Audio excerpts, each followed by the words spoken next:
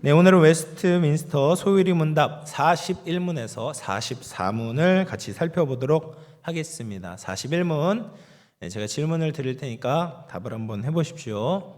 요약인데, 도덕법은 어디에 요약되어 내포되어 있습니까? 도덕법은 10계명에 요약되어 내포되어 있습니다. 그래서 다음 장을 한번 넘겨주시면 이제 도덕법과 10계명과 관련된 이제 문답들이 있습니다. 39문에서 사람의 의무는 하나님께서 나타내신 뜻에 복종하는 것이다. 그래서 하나님의 나타나신 첫 뜻이 무엇입니까? 바로 도덕법이다. 가장 중요한 뜻은 도덕법이다라는 거예요. 그리고 그 도덕법은 10계명에 요약되어 내포되어 있다. 이게 41문이고 42문은 10계명을 또 요약하면 무엇이 되는가? 하나님 사랑과 이웃 사랑이 된다. 그리고 43문은 10계명의 서문을 소개하고요. 44문은 10계명의 서문을 의미하는 것이 무엇인가를 밝히고 있습니다. 그래서 문답이 이제 4개가 되지만 그렇게 길지 않습니다. 그러면 이제 도덕법을 이야기를 하는데 도덕법을 다 합쳐서 요약을 해 놓은 것이 무엇이냐? 바로 10계명이다라는 것이에요. 여러분 10계명은 몇 개일까요? 10개죠. 잘하십니다. 10개의 계명이지 10계명입니다. 이 10계명은 도덕법이다라는 거예요.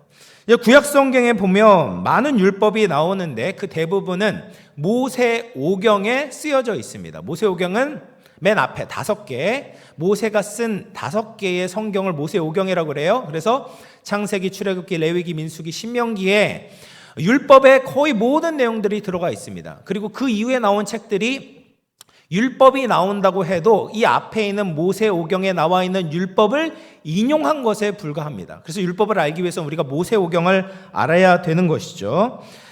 그래서 심라이라는 사람이 모세의 율법을 분석해 보니까 613개의 율법이 있다라고 분석을 했어요. 그 중에 365개, 그러니까 365, 우리 1년이 365일이잖아요. 365개는 하지 말라는 계명이고 나머지 248개는 하라는 계명으로 구성되어져 있다. 제가 세워보진 않지만 그렇게 율법 학자가 그렇게 이제 분류를 했다고 합니다.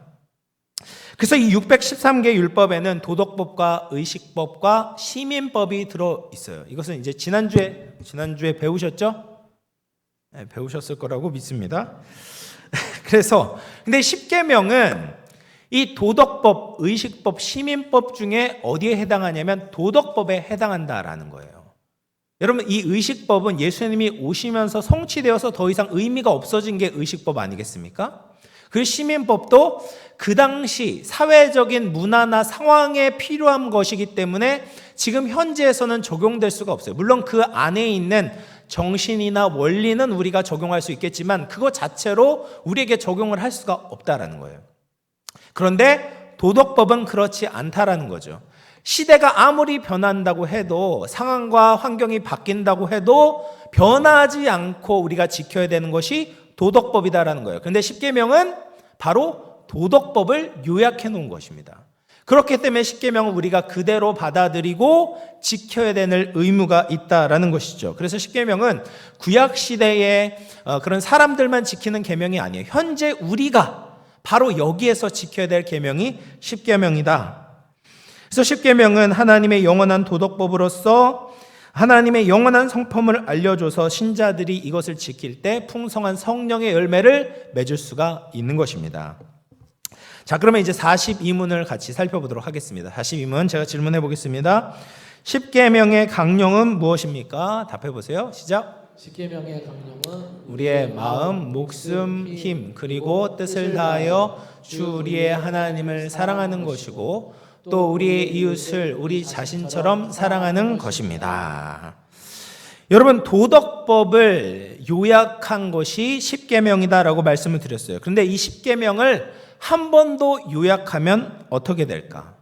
이 마태복음 22장에 나온 것처럼 하나님을 사랑하고 이웃을 사랑하는 것으로 요약이 될 수가 있는 거예요. 이것이 바로 성경, 이 율법의 강령이다라고 이야기를 하는데 이 강령이라는 말이 조금 어렵죠. 기본 입장, 주된 원리, 큰 줄거리를 의미합니다. 그래서 이제 영어 성경에 보면 이 강령, 온 선지자와 율법의 강령이라고 할 때 이제 강령을 뭐라고 이야기를 하냐면 에센스라고 얘기를 해요. 에센스가 뭡니까? 응축해서 딱 짜내면은 이렇게 딱 나오는 한 방울 두 방울 나오는 거, 이런 거 에센스라고 이야기를 하지 않습니까? 그러니까 이 율법을, 도덕법을 이렇게 요약해 놓으면 10계명이고 10계명을 꽉 응축해 가지고 엑기스만 뽑아내면 뭐가 돼요? 하나님 사랑, 이웃 사랑이 된다라는 거예요.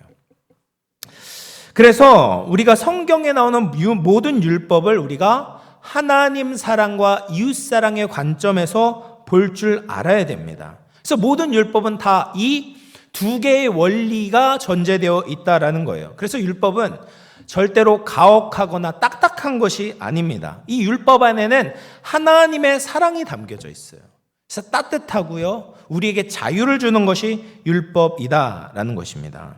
왜 그렇습니까? 이 율법을 주신 분이 하나님이시기 때문에 그런 거예요. 사랑의 하나님이시기 때문에 그분이 주신 이 율법 안에도 하나님의 사랑이 담겨져 있는 것이죠. 그래서 이 하나님의 사랑을 받은 우리가 하나님을 사랑하고 이웃 사랑으로 우리의 삶을 보여라 라고 말씀하고 계십니다. 그래서 이 율법을 잘 지키는지를 보기 위해서는 뭘 보면 되냐?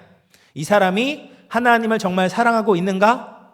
또 이웃을 사랑하고 있는가를 보면 이 사람이 하나님의 말씀의 사람인지 율법의 사람인지 우리가 확인해 볼 수가 있는 거죠. 아무리 성경을 많이 읽고 봉사를 하고 기도와 찬양을 많이 하고 설교를 잘해도 하나님 사랑과 이웃 사랑의 증거가 없다면 그 사람은 율법과 하나님을 모르는 사람이다라는 겁니다. 그래서 우리도 그냥 머리로 지식적으로만 아는 것에서 그쳐서는 안 돼요. 우리의 말과 입술과 손과 발을 통해서 사랑의 증거가 나타나야 되는 거죠. 하나님의 사랑, 이웃 사랑의 증거가 나타나지 않는 사람은 하나님 말씀을 모르는 사람이에요. 율법을 잘 지키지 않는 사람이다라는 겁니다.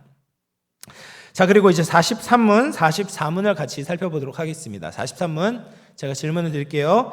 10계명의 서문은 무엇입니까? 10계명의 서문은 이렇습니다. 나는 너를 애굽 땅 종되었던 집에서 인도하여 낸 내 하나님 여호와니라. 44문입니다. 10계명의 서문은 무엇을 우리에게 가르쳐 줍니까? 10계명의 서문은 하나님이 주와 우리의 하나님과 구속자이심으로 우리는 그의 모든 명령을 지켜야 한다는 것을 우리에게 가르쳐 줍니다. 10계명에도 서문이 있다는 것 아십니까? 여러분 책을 보면요, 거의 대부분의 책들이 이제 서문이 있습니다. 책을 사보시면 앞에 서문이 있어요. 그 서문을 보면, 그래서 책을 진짜 잘 아는 사람도 꼭 저도 이제 서문을 보는데, 서문을 보면 이 책 전체의 내용을 읽지 않더라도 책의 목적과 전체적인 내용들을 파악할 수가 있는 거예요. 그런데 여러분 시집에도 서문과 같은 서시가 있다는 것을 아십니까? 그래서 윤동주 시인의 시집, 하늘과 바람과 별과 시라는 시집에 가장 먼저 실린 시가 바로 그거 아니에요? 전 거를 보시면 시가 바로 이제 서시다라는 거예요. 서시입니다. 그게 바로 서시예요. 이 서시를 보면 이 시집이 가지고 있는 전체적인 방향과 흐름과 정서를 알 수가 있는 것이죠. 근데 하나님께서는 우리에게 10계명을 주시기 전에 먼저 서문을 주시는 거예요. 그래서 이 서문을 보면 10계명의 전체적인 전제와 원리가 무엇인지 우리가 이해할 수가 있는 것이죠. 그러면 이 10계명의 서문이 무엇이었는가? 아까 우리 질문했던 것처럼 나는 너를 애굽 땅 종되었던 집에서 인도하여 낸 내 하나님 여호와니라. 이게 서문입니다. 이게 뭐 서문이야 라고 생각하실 수 있겠지만 여러분 이것이 굉장히 중요한 10계명을 간통하는 원리가 되는 거예요. 여러분 이 서문의 의미를 알아야지 10계명을 바르게 이해할 수가 있습니다. 10계명이 왜 중요합니까? 하나님께서 주셨기 때문에 그런 거거든요. 하나님이 주셨기 때문에. 근데 그 하나님이 어떤 하나님인가? 우리와 언약을 맺으시고 그 언약대로 지키시는 하나님이 우리에게 율법을 주신 것이죠. 그런 차원에서 보게 될 때 우리는 이 율법을 힘들고 어려운 계명으로 보는 것이 아닙니다. 억압되고 의무감으로서가 아니라 하나님께서 언약을 지키시고 우리를 구원해 주신 분이다. 그분이 우리에게 주신 것이다 라는 의미에서 이 십계명을 바라보게 될 때 그것이 은혜로 받아들일 수 있는 거예요. 그러니까 우리에게 은혜 베풀어 주신 주님, 우리에게 약속해 주시고 우리를 그 약속대로 구원해 주시고 은혜를 베풀어 주신 주님께서 율법을 주셨으니까 그 율법 안에 당연히 은혜가 담겨져 있지 않겠습니까? 복이 담겨져 있지 않겠습니까? 그런 시각으로 십계명을 바라보아야 된다라는 거예요. 예전에 이제 야간 통행 금지 제도가 있었습니다. 그래서 저는 그 세대가 아니지만 여기 계신 분들은 거의 다 대부분 그 세대 아니시겠습니까? 그래서 자정부터 새벽 4시까지 통행이 제한이 되었고 이를 어기면 유치장에 잡혀 들어가서 벌금을 내야 됐죠. 이 통금이라는 것이 1945년에 미 군정에 의해서 도입이 되어서 도둑, 간첩, 불법 집회 등을 통제한다는 명목으로 37년간 유지가 되었습니다. 이 통금 제도가 사회에 유익한 점도 있었긴 하겠지만 전체적으로는 국민의 인권과 일상의 자유를 침해하는 나쁜 제도였죠. 그러니까 이제 통금이 사라지지 않았겠습니까? 폐지되었던 거죠. 그런데 이렇게 이제 부정적이었던 통금 제도가 다시 부활하기 위해서는 어떤 요건이 필요할까요? 먼저는 뚜렷한 근거 법령이 만들어져야 됩니다. 그러니까 합법적인 절차를 가지고 뚜렷한 근거 법령이 만들어질 필요가 있겠죠. 여러분, 우리나라의 법령은 함부로 만들 수가 없습니다. 입법부인 국회에서 정당한 절차에 따라서 발의와 심의와 의결을 거쳐야 되고 정부가 이것을 수용하고 공포할 때 그 법이 합법적인 절차에 의해서 제정이 될 수가 있는 것이죠. 그렇지 않으면 그 법이 아무리 좋은 법이라고 해도 그러니까 정당한 사람들이, 정당한 권위자들이, 국회의원들이 정당한 절차를 거쳐서 만들어야지만이 그 법이 제대로 효력을 발휘할 수가 있는 겁니다. 두 번째로 통금이 이제 제대로 발현되기 위해서는 이 통금이 정말 사회 질서 유지, 국민의 자유와 경제적인 활동의 이익이라는 객관적인 평가가 뒷받침되어져야 된다라는 거죠. 그러니까 법이 아무리 합법적인 과정을 거쳐서 시행이 되더라고 해도 그것이 국민에게 있어서 유익이 되지 않는다. 경제적인 활동도 가로막는다. 오히려 사회적인 부패만 조장한다라는 어떤 평가를 받게 된다면 결국엔 그 법도 폐기가 되게 되는 거죠. 그래서 예전에 시행됐던 통금도 다시 부활할 수가 없는 겁니다. 왜냐하면 이미 그런 부작용을 경험을 했기 때문에 다시 그런 제도를 만들지 않게 되는 겁니다. 그래서 다시 말하면 어떤 법령이 만들어지기 위해서는 그 법령을 만들 수 있는 권위자가 만들어야 되고 그리고 그 법령이 실효성이 있어야지만이 계속해서 유지가 될 수 있다는 거예요. 그런데 사람에게 주어진 율법을 여기에 적용을 해봅시다. 이 율법을 누가 만들어 주셨습니까? 십계명을 주신 분은 주 우리의 하나님 구속자가 주셨다라고 이야기를 합니다. 그래서 십계명을 주신 분은 우리의 주인이신 거죠. 우리를 창조하셨기 때문에 하나님은 우리의 주인이 되십니다. 주인은 그것을 만든 피조물에 대한 권한이 있죠. 권한이 있습니다. 그리고 그 피조물에 대한 목적과 뜻을 가질 수 있는 거죠. 그것을 따르도록 매뉴얼을 주신 것이 율법이다라는 거예요. 또 이 율법을 주신 분을 뭐라고 이야기하냐면 하나님이다라고 이야기를 합니다. 하나님이라고 자신을 소개하실 때는 주권적이고 스스로 결정하시고 다른 것에 의해서 제한을 받거나 영향을 받는 분이 아니다라는 것을 의미합니다. 그래서 이 율법을 만드실 때 하나님의 절대 주권으로 자유롭게 기뻐하시는 뜻을 따라서 율법을 자기 백성에게 베풀어 주셨다라는 거죠. 그리고 그분은 어떤 분입니까? 구속자다라고 이야기를 합니다. 그래서 율법을 주실 때 언제 주셨습니까? 출애굽 이후에 율법을 주셨습니다. 이 십계명을 받았을 당시에 이스라엘 백성들은 애굽의 노예였을 때 받은 것이 아니라 노예에서부터 자유를 얻고 해방을 받고 홍해를 건넌 이후에 십계명이 주어지게 되었던 거죠. 그래서 여러분 이 순서가 굉장히 중요합니다. 하나님은 언약을 주시고 그 언약을 은혜롭게 지키심으로 말미암아 이스라엘 백성들을 이미 자유케 해주셨어요. 이미 은혜를 베풀어 주신 그 하나님의 백성들에게 지키도록 주신 것이 율법이다라는 거예요. 그러면 이 율법을 지키면 구원을 주시겠다는 구원의 조건으로 율법을 주신 것이 아니다라는 거죠. 하나님은 이미 하나님의 은혜로 구원을 베푸셨어요. 자유인이 되게 하셨습니다. 그 구원의 결과를 누리고 있는 자들에게 주시는 것이 율법이다라는 거예요. 그래서 이 율법을 주시는 것 자체가 하나님께서 백성을 사랑하신 결과입니다. 율법을 주신 사람, 그 대상은요, 하나님의 사랑을 이미 받은 사람들이 율법을 받은 거예요. 그래서 하나님이 이렇게 사랑하심으로 하나님의 백성인 우리도 하나님을 사랑해라라는 거죠. 그러니까 이 율법이라는 것이 단순히 규칙으로 해라 하지 말라는 어떤 행동의 규약을 말하는 것이 아닙니다. 이 계명을 받을 때 이것이 하나님의 사랑이다라고 느낄 수 있어야 되는 거죠. 이 계명을 주신 것은 누구만 줘요? 이미 하나님의 백성이 된 사람들. 애굽의 종노릇한 데서부터 하나님의 은혜와 주권적인 섭리에 의해서 이미 구원을 받은 백성들에게 율법을 주신 거예요. 내가 율법을 받았다는 것은 무엇을 의미합니까? 내가 하나님의 백성이 되었구나. 하나님의 사랑을 받은 자이구나. 하나님의 은혜로 이제 나는 자유인이 되었구나를 보여주는 거예요. 그런 사람들에게만 하나님께서 율법을 주신다라는 겁니다. 그러면 이 율법을 지키는 것이 얼마나 유익한가? 하나님은 존재와 지혜와 권능과 거룩과 공의와 선함과 진실에 있어서 무한하시고 영원하시고 불변하신 영이시죠. 그래서 이런 하나님께서 율법을 주셨기 때문에 그 율법 안에는 이런 하나님의 모든 선하신 속성들이 들어가 있는 겁니다.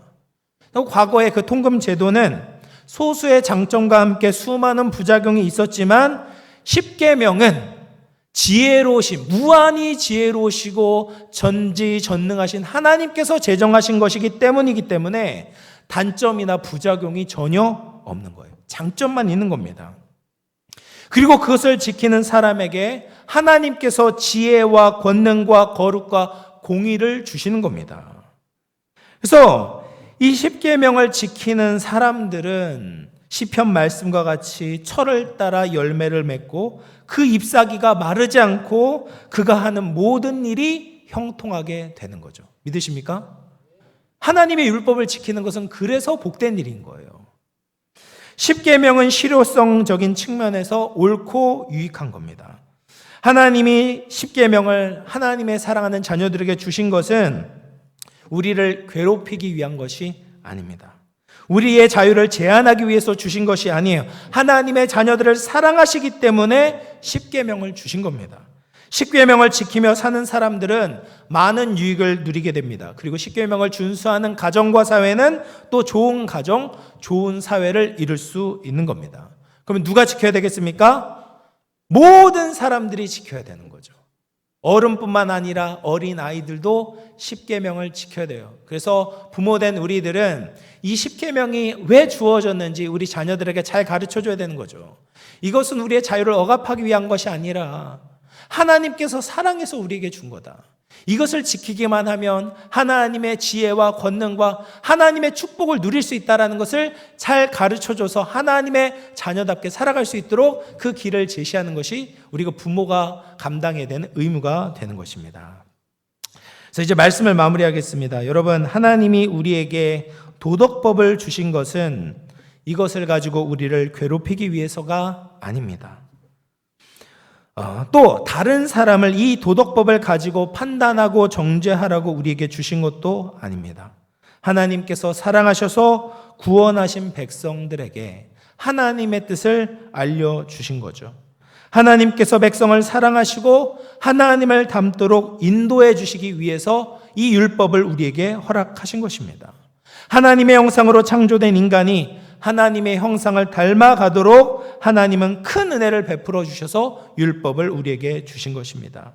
그래서 율법을 따르는 것은 개인에게도 가정에게도 모든 사회에게도 유익하게 된 겁니다. 그래서 이 하나님의 말씀을 하나님을 사랑하는 마음을 가지고 기쁨으로 순종하면서 하나님께 영광 돌리는 우리 우리 모든 영험의 권속들 다 될 수 있기를 주님의 이름으로 축원을 드리겠습니다. 네, 기도하겠습니다. 하나님 아버지 감사합니다. 우리를 사랑하셔서 하나님의 영원하신